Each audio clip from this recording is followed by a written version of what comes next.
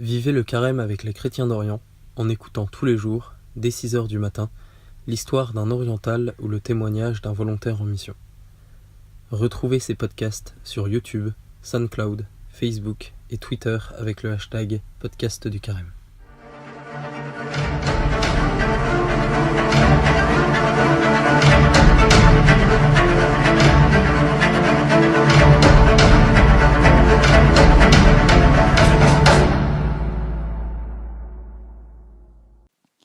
Syrie, les femmes en noir de Saadad, version 2.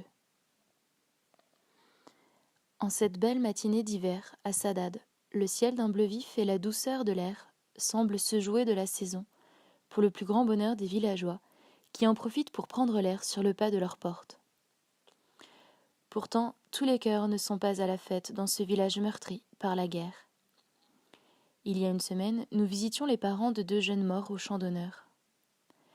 La profondeur de leur deuil nous avait beaucoup marqués, ainsi que leur accueil et leur gentillesse à notre égard, nous qui n'étions que de simples inconnus venus entendre leur récit. Mais ces familles affligées qu'il est convenu d'appeler les familles de martyrs sont malheureusement nombreuses dans le village. Et, au-delà des traits tirés et des vêtements noirs, chaque famille a une histoire qui lui est propre et qu'il est important de ne pas oublier. Afin que soit vérifiée cette belle formule, le vrai tombeau des morts, c'est le cœur des vivants. Pour cette raison, mais aussi pour leur témoigner notre affection, nous nous rendons chez une autre famille qui a également perdu 2 fils pendant la guerre. C'est une maison comme il y en a partout à Saadad, de plain-pied, avec un toit terrasse en béton et entourée d'un petit jardin ceinturé de murs en terre. Elle abrite Mariam et son mari Abdelnour qui nous reçoivent aujourd'hui.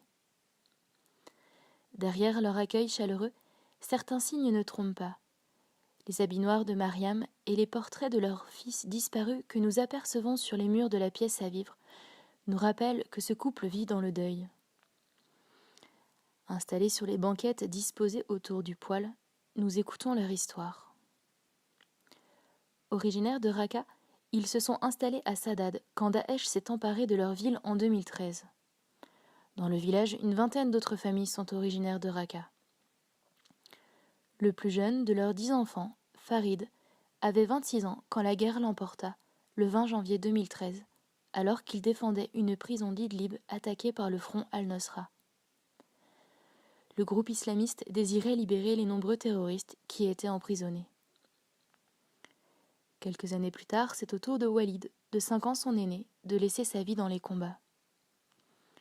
Ce dernier s'était engagé en tant que civil volontaire auprès de Suleiman, maire de Saadad durant la guerre, qui avait monté une milice pour résister à l'avancée des terroristes. Un soir de 2015, alors que Daesh était aux portes du village, une voiture suspecte s'est présentée au premier point de contrôle. Il s'est proposé pour aller voir, tout en demandant aux autres soldats de s'éloigner. Quand le conducteur s'est aperçu qu'il ne pourrait pas passer, il a déclenché l'explosion de sa voiture. Walid est mort dans l'explosion, et plusieurs soldats ont été blessés. Son sacrifice a permis de sauver la vie de ses frères d'armes et d'empêcher la voiture piégée de pénétrer dans le village. Malgré leur chagrin, les parents sont très fiers de leurs 2 fils, dont ils parlent régulièrement à leurs petits-enfants.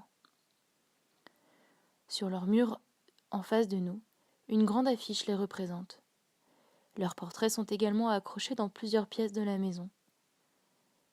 Nous finissons la visite en priant tous ensemble en français puis en arabe. Ces prières sont toujours particulièrement émouvantes, empreintes d'une certaine gravité bien sûr, mais non dénuées d'espérance pour autant.